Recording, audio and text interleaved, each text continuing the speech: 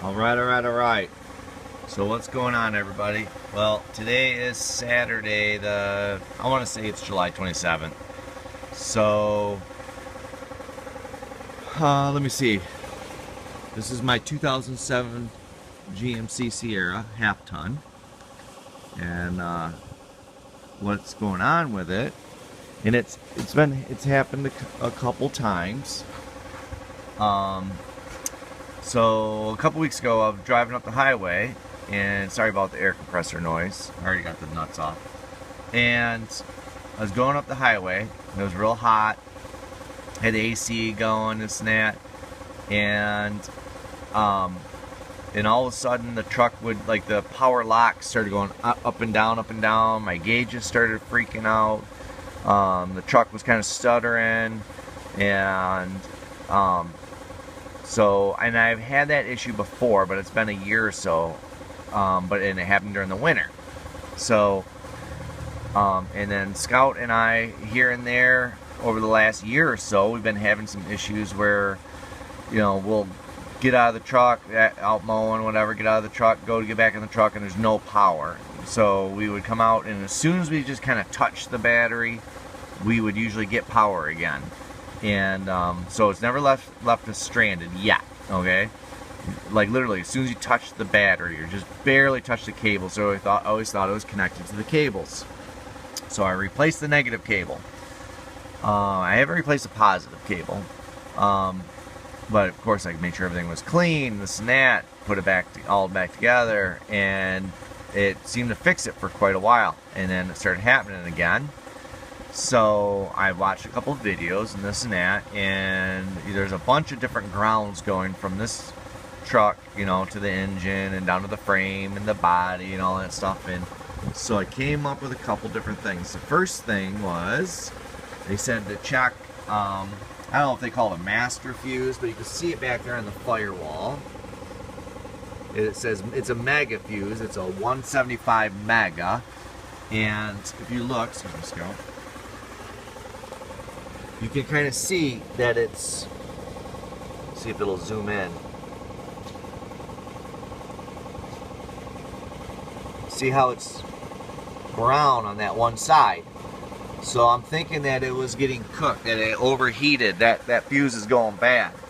So, see if I can get that zoom back in. So anyways, so they said that could be the issue, which that, I'm going to say that, plus you can see those connections are terrible. They're pretty corroded and stuff.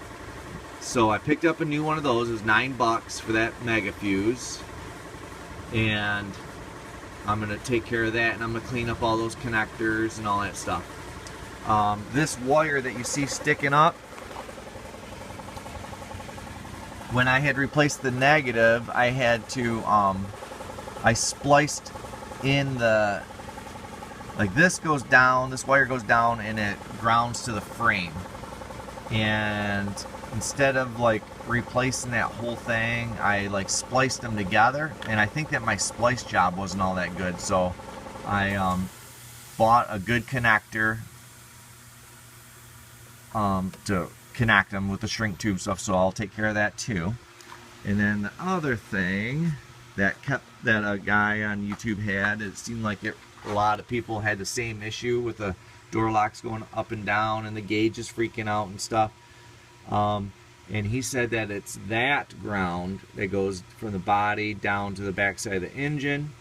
And so what he did, and he said it's really hard to get to that ground on the back of the engine, so all he did was take and add a new ground, and he ground his right to there. So that's what I did.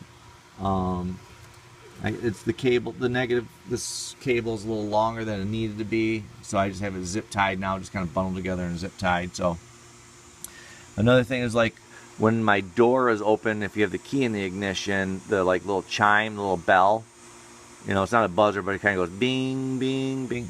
Mine was very, very, very faint. I mean, you could barely hear it, and that just happened in the last couple months, that it went to super quiet like that. So it definitely is some kind of ground issue. So between we're going to fix this, fix that, swapping out that fuse, and we're gonna see what we get. Hey Scout, go grab the new fuse that's on the workbench, please. I'll show you what the new fuse looks like. Luckily, it's never left us stranded, but it's been frustrating because then the clock resets, and then the temperature thing, like if I had it at 60 for the AC and all that stuff, it'll go up to 74. So this is the fuse still in the package. Okay, nothing special. $9. So anyways, we're gonna see how it goes, and then hopefully it fixes everything. Hopefully, if anybody else is having that same issue, check that. Like, there's a plastic cover that's normally over that. You can't see those connectors, so I took that off last night. But and I sprayed those connectors, because I didn't want to, break something and stuff. So I sprayed them and then took them off this morning, or took the nuts off this morning and stuff. So, anyways, all right. Hopefully it works. Later.